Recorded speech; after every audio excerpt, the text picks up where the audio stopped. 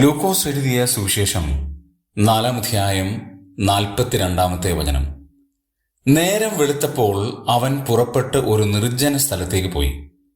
പുരുഷാരം അവനെ തിരഞ്ഞു, അവന്റെ അരികത്ത് വന്നു, തങ്ങളെ വിട്ടുപോകാതിരിപ്പാൻ അവനെ തടഞ്ഞു.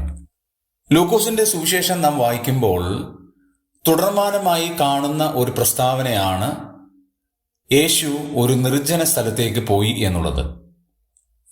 പല അധ്യായങ്ങളിലും അത് ആവർത്തിക്കപ്പെടുന്നുണ്ട്. എന്തുകൊണ്ടാണ് ഇങ്ങനെ ഒരു നിർജ്ജന പ്രദേശത്തേക്ക് പോകാനിടയായത്? നിർജ്ജന പ്രദേശം എന്ന് പറഞ്ഞാൽ വിജനമായ സ്ഥലം, ആളുകളില്ലാത്ത സ്ഥലം.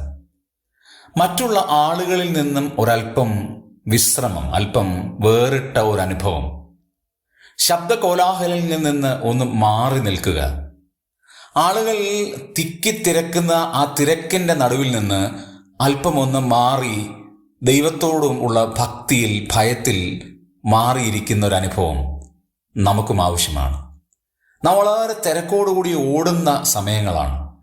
എന്നാൽ നമുക്കും ഒരു നിർജ്ജന സ്ഥലത്തേക്ക്, ഒരു വിജന സ്ഥലത്തേക്ക് മാറിയിരുന്ന് കർത്താവിനോടുള്ള ആ സ്നേഹവും ആ കൂട്ടായ്മ ബന്ധവും നമുക്ക് ഊട്ടി ഉറപ്പിക്കാൻ അതിന് കർത്താവ് നമ്മെ സഹായിക്കട്ടെ.